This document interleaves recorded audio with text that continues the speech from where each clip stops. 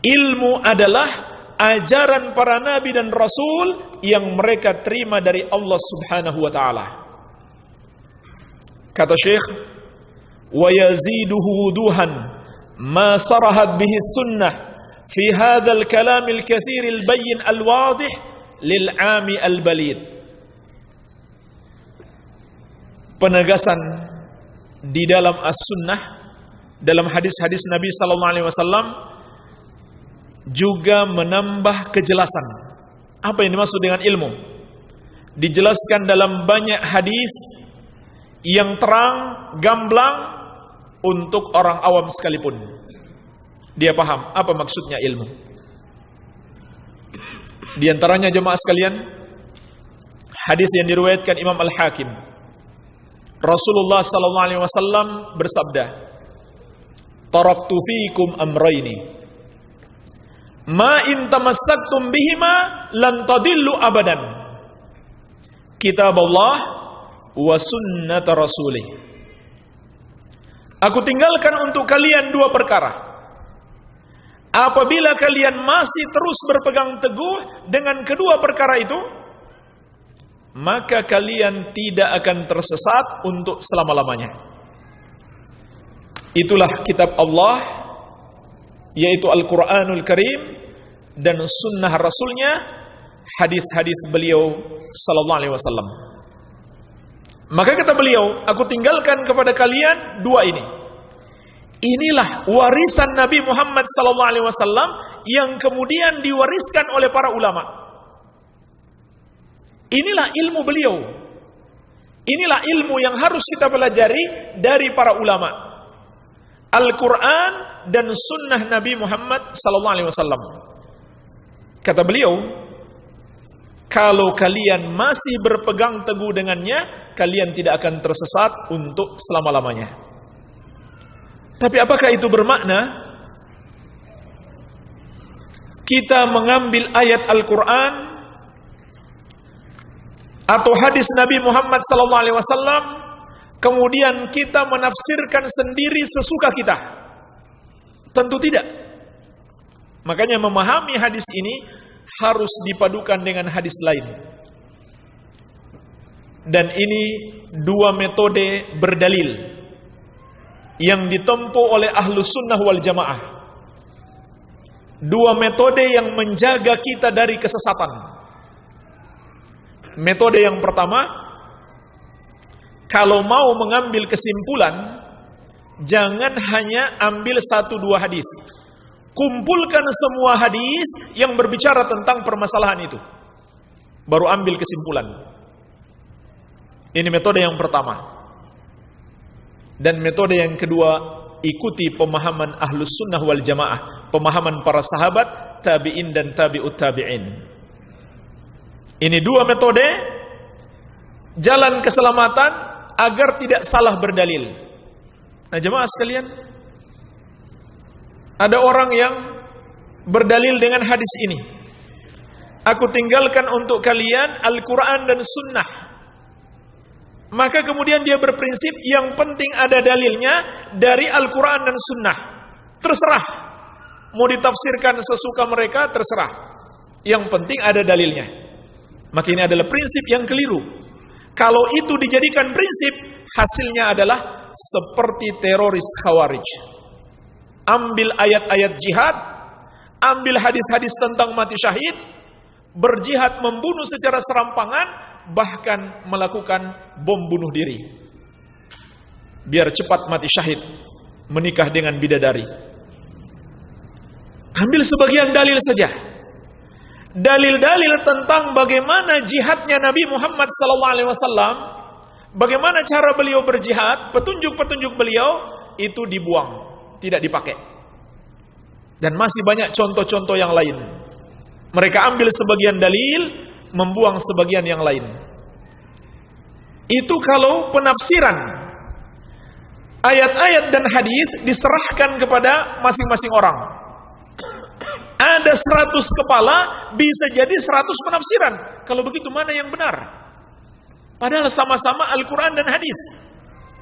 Maka Rasulullah SAW telah memberikan kepada kita panduan Sebagaimana yang telah kita bahas kemarin, hadithul iftiraq, hadis tentang perpecahan umat.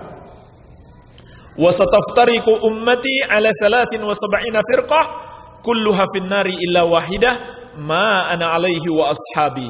Umatku, kata Nabi sallallahu alaihi wasallam, akan terpecah menjadi 73 golongan, semuanya di neraka kecuali satu, yang mengikuti aku dan para sahabatku.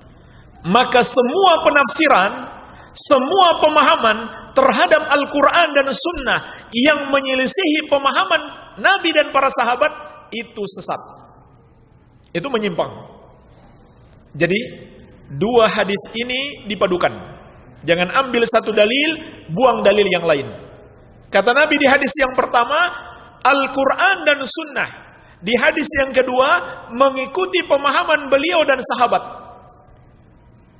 Jadi kita tidak berhak menafsirkan sendiri dengan penafsiran-penafsiran yang berbeda dengan pemahaman generasi salaf, yaitu generasi Rasulullah sallallahu alaihi wasallam dan para sahabat beliau radhiyallahu anhum ajmain.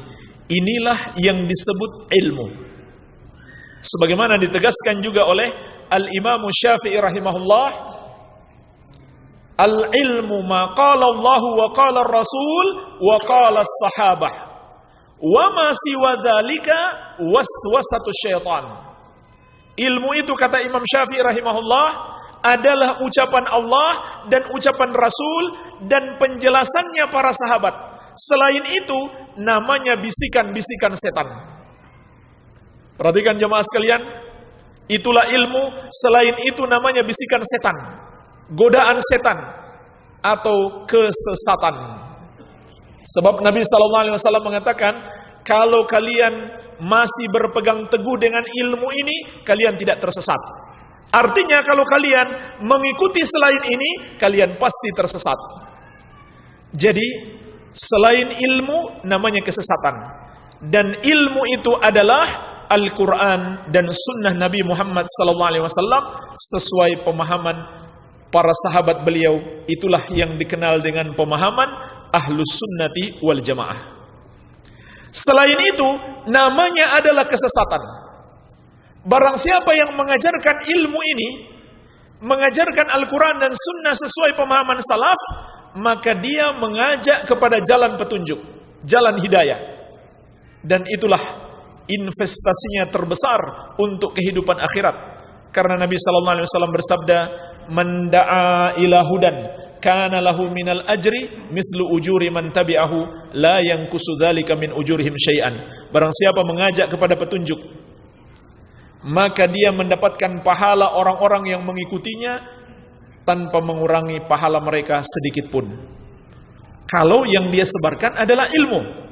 Tapi kalau dia menyebarkan selain daripada ilmu itu, namanya menyesatkan. Dia sampaikan ayat, dia sampaikan hadis, tapi dia jelaskan bukan dengan pemahaman salaf. Dia tafsirkan dengan pemahaman Qadariyah atau Mu'tazilah atau Jahmiyah atau Ahlul Kalam yang lainnya dan seterusnya. Itu namanya menyesatkan.